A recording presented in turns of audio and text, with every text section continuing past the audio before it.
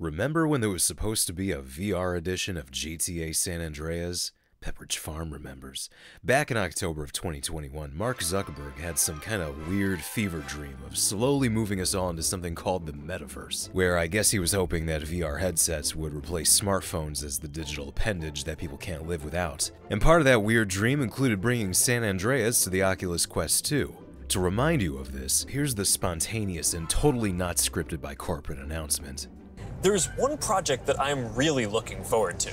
Yeah, this is one of the all-time greats, and we've been working for years to bring it to Quest. I'm excited to announce that the Rockstar Games classic, Grand Theft Auto San Andreas, is in development for Quest 2. This new version of what I think is one of the greatest games ever made will offer players an entirely new way to experience this iconic open world in virtual reality. That's it, Mark. I'm moving to the metaverse. All right, thanks, Deb. This is gonna be amazing. Alright, who else is moving to the metaverse? Oh, that's right, that whole thing never really went anywhere. Are we still hyped about that 3 years on?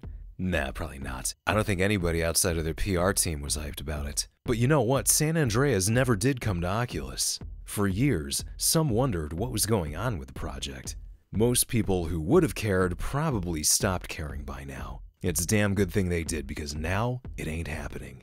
According to IGN, a spokesperson for Meta confirmed to them via email that the project has been put on hold indefinitely. Their official YouTube account even said basically the same thing when somebody asked about it in a video for Behemoth. They were kind enough to add that they are looking forward to working with their friends at Rockstar in the future, but of course they don't actually specify what it is they're working on, and they're probably not working on anything if you ask me. So yeah, I think we might as well file this one under cancelled. Though I could have told you that a long time ago. Last time I thought about that was when Luke Ross got his Red Dead 2 and GTA 5 VR mods taken down due to a DMCA filed by Take-Two. That was in 2022, about a year after the Meta announcement. Even back then, I figured that because of how badly the trilogy did, they probably quietly canceled the VR version of San Andreas. The only thing that made me think otherwise was the fact that these mods were getting removed all of a sudden, and Rockstar began to work again with a company out of Sydney that specializes in VR, and who previously did the VR case files for L.A. Noire.